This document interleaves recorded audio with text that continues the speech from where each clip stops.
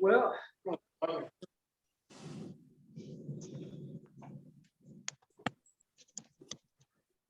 nobody in the house. Sorry. It's okay. Okay. Well, welcome everybody. Glad you're here. We're going to be in 2 Corinthians. We're picking up where we left off last week. Hello, Simon. How's it going, bud? So everybody can turn to 2 Corinthians chapter 1. We're going to pick up at verse 8. What did we talk about? If you were here last week, how does Paul begin 2 Corinthians? What's his main concern? What's at the forefront of his mind as he starts this letter? Talks a lot about comfort. Comfort. That word gets used. I mean, I'm just glancing through here. 1, 2, 3, 4, 5, 6, 7, 8 times in the first 7 verses. That was just a quick glance, and maybe more than that.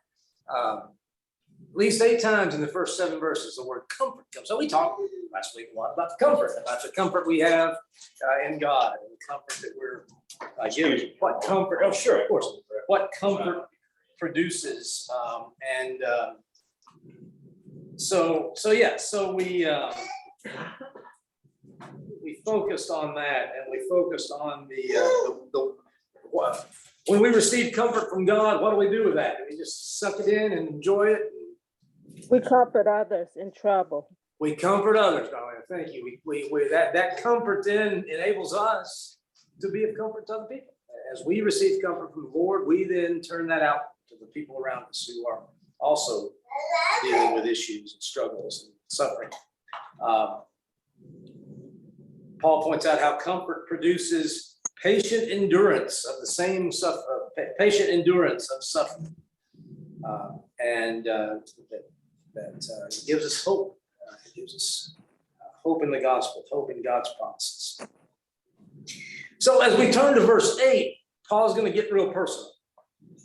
And he sometimes does this in his letters. Usually it's I think always, it's for a reason. He gets personal because he is experiencing some of the theology that he is talking about. Paul is not a theoretical theologian.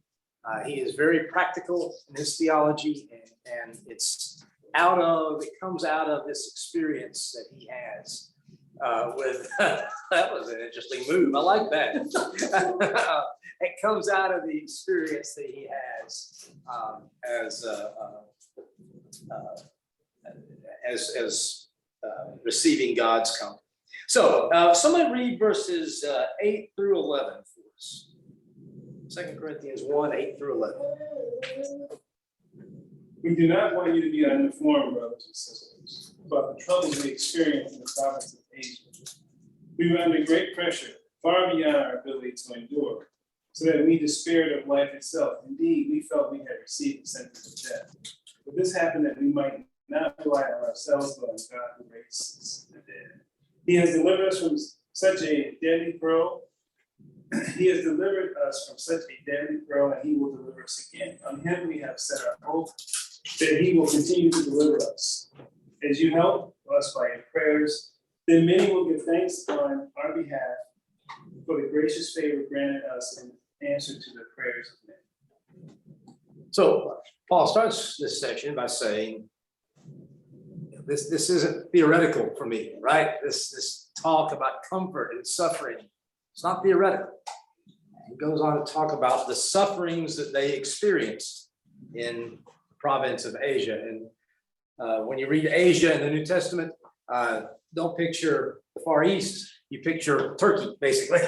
Asia Minor was the province of that the Roman Empire sort of referred to as Asia. So basically Turkey is what we're talking about. And so Paul, as you read through Acts, there are several different places where Paul could be talking about as you read through the book of Acts and the journeys that Paul was taking, and the times that he was arrested and beaten and stoned and all sorts of difficult experiences, troubles, as he puts it. And he says we were under great. How does he characterize this suffering that he went through, these troubles? How does he describe it? Excessive. What else? Far beyond his ability to endure. He said we couldn't endure them, right? We could not, and so far beyond our ability to endure. He says we despaired of life itself. I mean, that's pretty serious, and I don't think Paul is exaggerating here. I don't think he's engaging in hyperbole. This was difficult. It was so hard that they weren't even sure they were going to survive. I mean, have you had suffering like that before? You just weren't sure you were going to make it. I'm not sure I can say I've been there. Some have, I know, and I can appreciate that, but I'm not sure I've ever been, thankfully, in that position in my life, where I just wasn't sure I was going to survive. Paul says that's where he was. He says, indeed, we felt we had received the sentence of death. I mean, that's serious, right? That's painful suffering that he's gone through. That the word that's translated sentence of death there, it can refer to an official verdict, like literally he was sentenced to death. And I suppose that could be. I can think of a couple of places. One time where Paul was stoned and left for dead, right? That maybe is one of the places that he's referring to. But it doesn't have to refer to that. It can also be sort of a metaphor for, it felt like this was the end. I think he really felt like he was going to die. Because if you look at that, he mentions he's relying on the God who raises the dead. I think he thought he was not going to get through this. Oh, I think I think clearly he did. Whatever it was, he was not sure at all, and in fact felt pretty sure he wasn't going to survive it. However, whatever this was, whether it was a physical illness, whether it was an official death sentence, whether it was imprisonment, persecution, whatever, he wasn't sure he could do it. But this happened so that we might not rely on ourselves, but on God. Now, this is a theme that we see in 2 Corinthians over and over again. How Paul has learned that suffering and hardship can take you, when it takes you to the end of your resources, you learn how to rely on God. And that's where Paul was, right? It goes from this theoretical, well, God is faithful and he'll deliver me, to, well, he better, because I can't do anything else. I'm without any other hope. And so when you get the last of your own self-sufficiency stripped away, you find this is what it really means to rely on God. And so this was the value Paul saw at this suffering. He went to Greg talked a lot about suffering this morning, how it can be redemptive. And this is one of the ways I think that suffering can be redemptive for believers, because it does help us to learn where our limits are.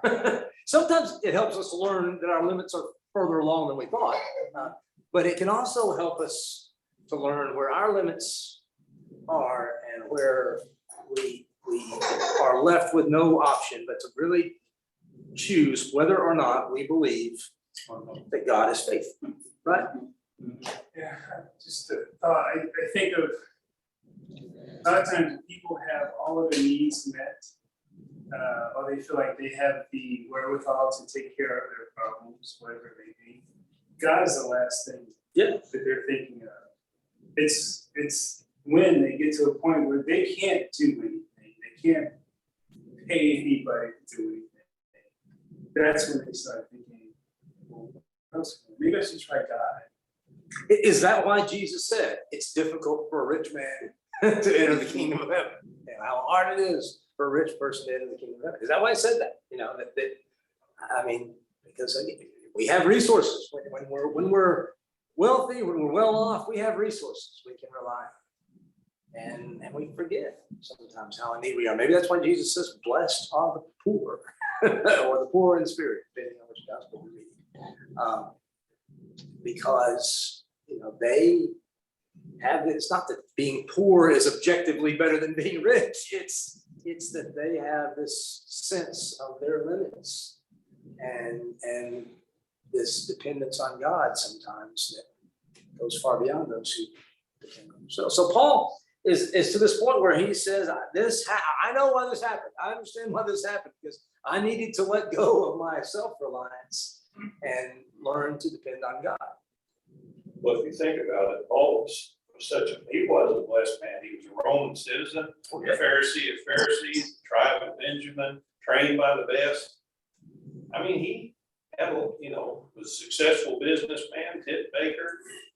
I mean, he had a lot of garbage to shed. And that's why probably says in Philippians, right, that all that stuff that I could give you, all that stuff that's on my resume is garbage. It's trash. It's fit for the dung heap, because in comparison to knowing Jesus and the hope that I have in there, it's nothing. So I mean, I think that's something to hear, and we can all, I think, agree with that, on some level, that yes, the things that we depend on pale in comparison to what we have in Jesus, because we're all Christians and we all are, I think, convinced of that reality. It's another thing to actually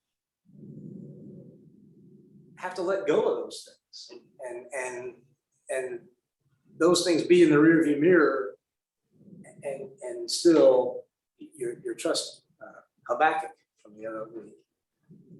No cattle in the pens. There's no grain in the silos. I don't remember what always says, but there's no, there's nothing in the IRA. The stock market's headed downward.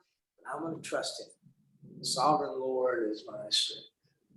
I'm going to depend on him. That's God's people. That's what God's people have always found in their times of struggle. Job.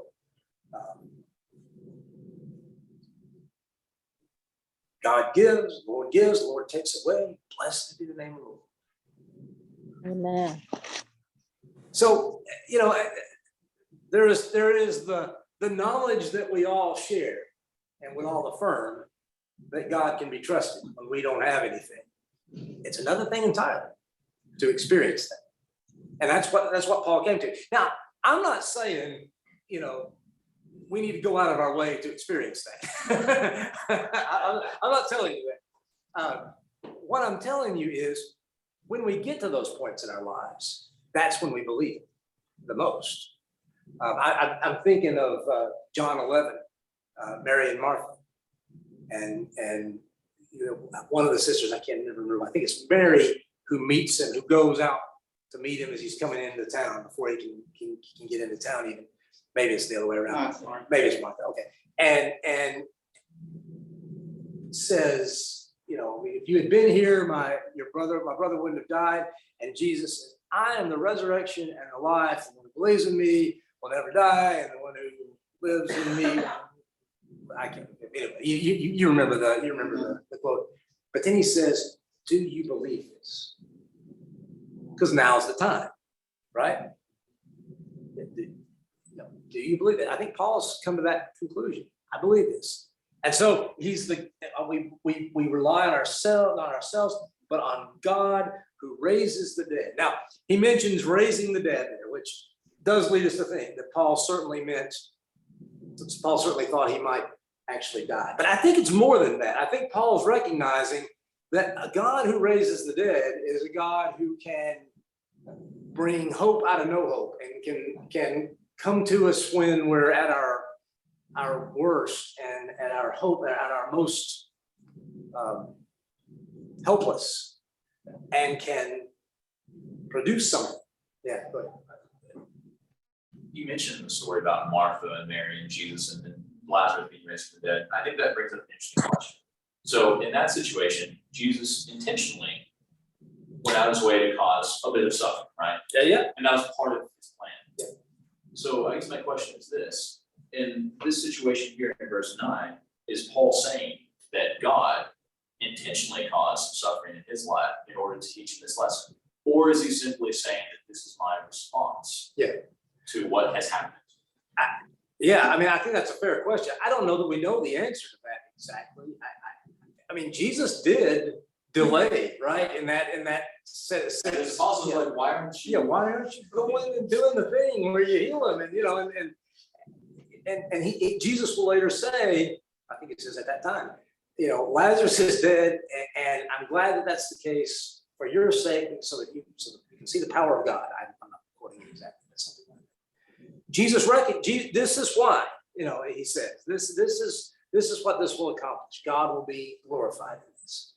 Even though it's hard to see how when you're standing there at the tomb, right? It's hard to imagine how God is going to be glorified in this. So I don't know. I mean,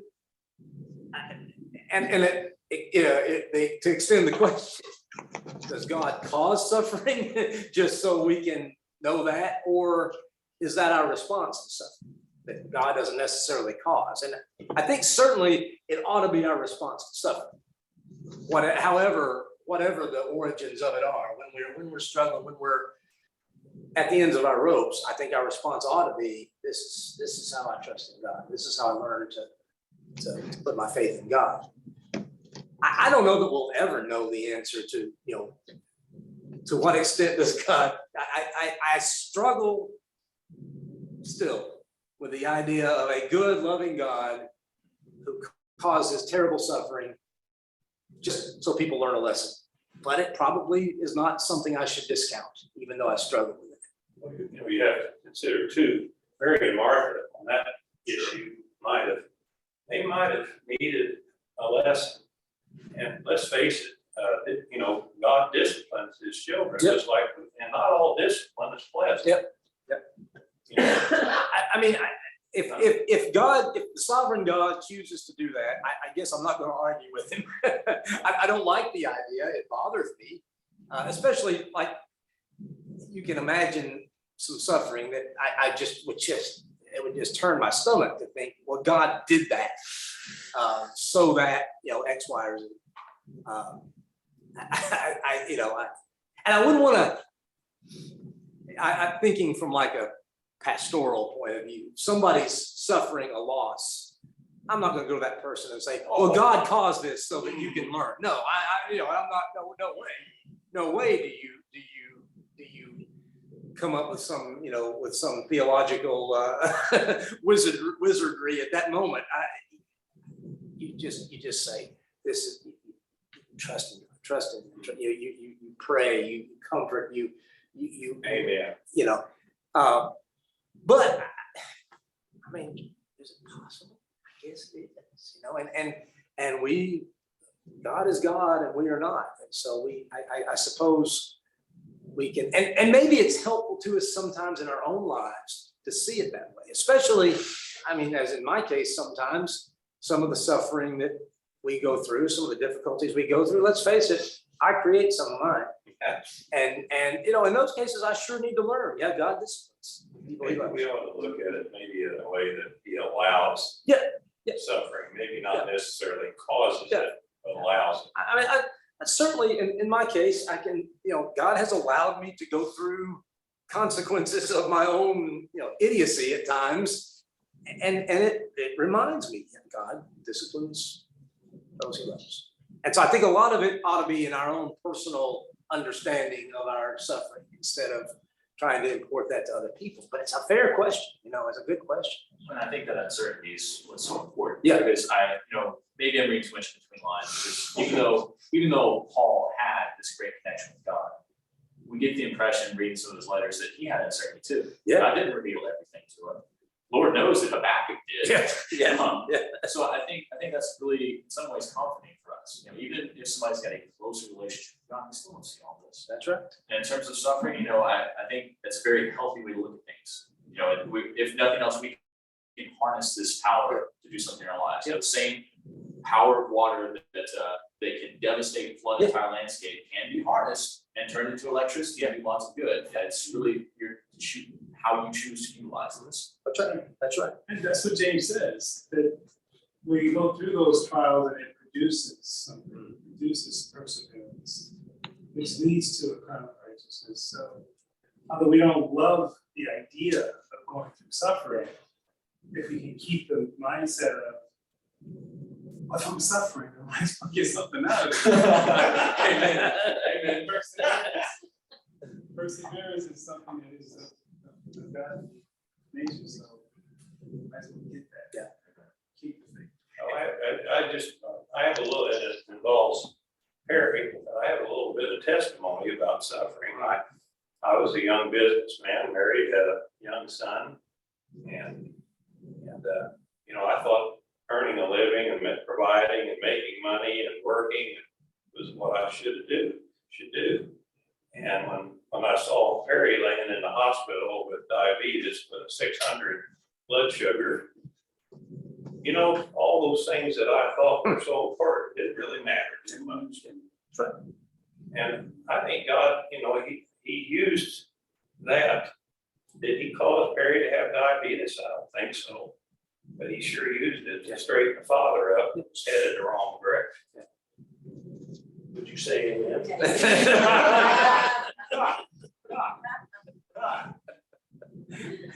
Yeah, I mean, I think that's right. And again, I want to point out what he says here, what Paul focuses on here, is not that there is a school of thought that says, well, you know, what doesn't kill you makes you stronger. Well, I think that's just dumb. Frankly, I just think that's a silly way to look at life. What doesn't kill you makes you. So those are my two choices. I either die or get stronger. I'm a little unsure about that. But what Paul says is redemptive is God who raises the dead. That when you get to that point when there is a rock in front of the tomb and there is nothing to do, I mean, it's done, the ending is written, it is over. That's when you go, yeah, but I know a God who raises the dead. Things might change and things don't have to be this way just because it seems like they are right now. And I that's where Paul finds his hope. In that it's not that, you know, suffering made me, you know, being in prison made me tough. You know, that's not what Paul is getting at. You know, I learned to trust in the God who raises the dead. That's really important for us. Really, really important. Because we will get to the point at some point in our lives, probably multiple times, where there is nothing else to be done. And that's when you trust that God raises the dead. Patrick, how important is hope? Very, very, very. I hope is, well, Paul said faith, hope, and love, right? I mean, that's it. That's Christianity. That's the bedrock. Those are the pillars that hold us up. Faith, hope, and love. Well, my favorite movie. Hope is a good thing, maybe the best of things. and without it, you know, good luck. You're done. And I just think our world needs that. We need, as Christians, we need to be people of hope, because there's not a lot of hope out there, you know, that's at least presented as such. People focus on the difficulty and the hardship and the struggle and there's not a lot of hope. And we need to be people of hope. I got a guy that I worked with, and this is hope. His house caught on fire. Yeah. It was burning down. His wife and his kids were crying. He looked around. This is a true story. He looked around and said, "Hey, has anybody got any hot dogs? There's no place wasting the fire." Now that's hope. I like that. Make some s'mores. Yeah, he's so well wasting the fire. Yeah, I would hope I can make a joke like that when my house was burning down, but I don't like that. Yeah, that's something. And you know, verse 10, this is his testimony. He has delivered us from such a deadly peril. He will deliver us again. On him we have set our hope that he will continue to deliver us as you help us by your prayers. And this is, you know, one of the things about Paul that is consistent. Just when we start thinking it's all about, you know, we sit back and wait for God, Paul throws in something like that last phrase, as you help us through your pressures. So Paul was convinced that not only was his deliverance and would his deliverance be in God, but it would be in God and the prayers of the saints who would advocate for Paul and would lift him up in prayer, and that somehow those things go together. I don't know how I don't know how our prayers influence God. I do not know. Hasn't God already decided what he's going to? I don't know. It seems like room is left in Scripture for the prayers of God's people to matter and to matter deeply. So Paul says, just because I'm saying I'm finding my hope in God, don't quit praying for me, because I believe that matters too. Then many will give thanks on our behalf for the gracious favor granted us in answer to the prayers of many. This has been his Paul. When this happens, other people will see it and will give thanks to God because of it. When we're delivered, when we get through this, when they see you praying for us, we're delivered, that other people will give thanks to. And that's true. That works, doesn't it? That works, to see answered prayer. Or what seems like answered prayer, at least to see that, it evokes gratitude from other people, even people who aren't necessarily intimately connected with the situation. Other thoughts, other comments. I feel like I'm talking a whole lot, and I apologize. Other comments or thoughts or I'm thinking about Job, yeah, a primary sufferer, yeah, but in the end, it seemed like, he wanted God to justify himself. Look, I'm good. I don't deserve any of this. And God checked, and immediately he stopped and realized who he was talking to, who God is. So he understood after all that what his friends were saying, and he knew he didn't deserve any of this, and God knew he didn't deserve it either. So that was the thing. Yeah. But you can't tell me anything. And he understood that. And it just seemed like the bottom line was, to God, like Greg said, God is God, and we know. Yeah. So, And with Job, I think the friends even sort of provide Job says, you guys are worse than what happened to me. Hearing, listening to you is worse than the things that happened to me. They become, a more, what I'm trying to say, their input sort of helps get Job to that point where it's, your explanation is terrible, and your explanation is terrible, and your explanation doesn't work, and I don't even know what you're saying. And so Job's like, well, maybe my little explanations aren't so great either, and so let's just get back to, I'm gonna put my hand over my mouth, and I'm just not gonna say anymore, and just trust you. That has really helped me a lot in comforting people that are going through illnesses or death. And a lot of times in Bible college, I was taught the best thing you can do is just cry with them. Just cry. Job's friends, you may remember, they sat with him for a week in silence before they opened their mouths. Now, you could argue that they shouldn't have opened their mouths ever, but at least they sat there in silence for a week, just being present with him, just being there with him in his son. That's absolutely right. That's absolutely right. That's what people need more often than not. Somebody who is there, who will listen, who will hear, who will pray, who will cry with them, and they don't need an explanation. My wife always warns me when I go to visit somebody like that. She says, "Keep your yapper shut." My wife should probably say that to me. Won't tell her I said that. Yeah, that's true. Okay, other thoughts on that solution? Yeah. Okay, 5 minutes. Okay. I guess I would say one of the things when it comes to suffering that probably is the hardest is not knowing, right? Yeah.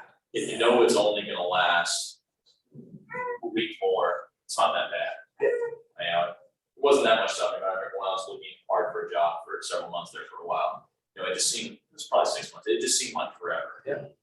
Getting so desperate. Looking back, like, oh, it was only like 6 months and that one popped up. Yeah, it's fine. Why was I so desperate? But like at the time, you don't know how long it's That's gonna last. exactly right. You don't know, okay, should I start, that's not quite my degree, should I start applying to like any old McDonald's I can find that I'm now hiring signs? I don't wanna sit around doing nothing, like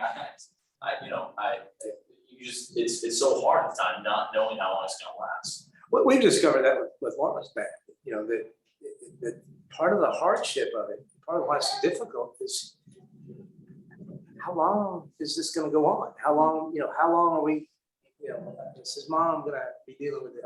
Is her mom gonna be dealing with this? How long is she gonna be dealing with this? How long is this gonna be? And that uncertainty can be scary because you just don't know. But the good thing is, when we're trusting in God, there's a timelessness to that, right? that we can always trust, and that however long it will be, it may be tough, but God doesn't get tired, and God's faithful, and we can trust in Him through all of it. So that's reassuring. So, And Paul is somebody who never questioned God. When I go through this, because normally, if something is happening to you, sometimes or why me, why this one. But Paul is somebody who never questioned God. In everything, they have the hope and the faith that you will go through. He always seems to know, at least through his letters, he always seems to know that this is true. God raised it. Now, in the 1 Corinthians, no, it's this letter that we're in. The thorn in Paul's flesh, right? 3 times I asked him. First of all, I would probably ask a lot more than 3 times, but Paul asked 3 times to remove whatever this thing is that is causing him pain and causing him hardship. And 3 times God says, spoiler alert, my grace is sufficient for you. It's kind of funny in a way, because that's how many times he rejected Jesus. Yeah, well, that was Peter, but yes, I mean, yes, that's right. Those apostles that start with P, I do the same thing. I can't tell you how many times I'll be talking about Peter and I'll go, Paul says here, and somebody says, no, that's not Paul. Yeah. 3 times, and 3 times, nope. I'm gonna tell you the way, because you need to know. You need to find this confidence that my grace is sufficient for me. So when you get to that, 2 Corinthians, just remember this discussion. And you would think of all the people who would deserve to have their prayer answered. So they could keep doing the work. Yep. That Paul would be the one. Well, Paul will say in this letter that it's not in spite of my sufferings, my struggles, but because of them, the gospel has been proclaimed. Paul learned, I think probably that was his mindset. Think about how much more I'll be able to do, Lord, just take this away from me. And what he learned is through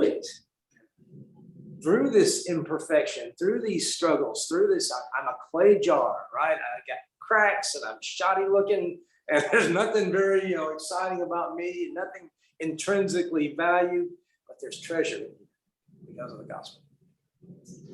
And that's what we learn. That's what this depending on God and our suffering teaches us. And it makes Paul just feel it. I was just gonna say that makes Paul genuine. Yeah, absolutely. Authentic. You got it. Yeah. Get to our tongue. Paul, sometimes God don't want people to take his glory. So if Paul continues to be so, marvelous, and people will be focusing on Paul than God. So sometimes God intentionally bringing him down so that people should know that there is somebody who is doing everything. 1 Corinthians, I knew nothing among you except Jesus Christ and Him crucified. I didn't come with all this impressive credentials and stuff. I came because Paul did have impressive credentials, by the way. We talked about that. Paul knew his Bible. Paul was, he was a Jew, he was an educated, intelligent guy. Maybe he had a lot of credentials, but Paul said, I didn't come. Paul also did a lot of really bad stuff. Yeah, he did. Okay, so I think he remembered that. Yep. But he old guy, he didn't have a right to, Persecuting the church. yeah, he did a lot of really bad stuff, so I'm thinking he didn't do that. Chief of sinners, right? Other comments, I don't think we're gonna even try to get into the next section. There's plenty for Alan to do next week. My God, forgot He's that gonna Peter was say, a Paul either. You didn't get. What was that? Wondering if God forgot that. Peter was, maybe so, maybe he got kind of confused too. Just say in the Bible. Yeah, that's the way to do it. The Bible says, don't worry about it, Peyton, that's an easy mistake. I think Alan's gonna say you didn't get very far. I didn't get very far. Well, thanks very much, everybody. Appreciate all your good comments and good discussion.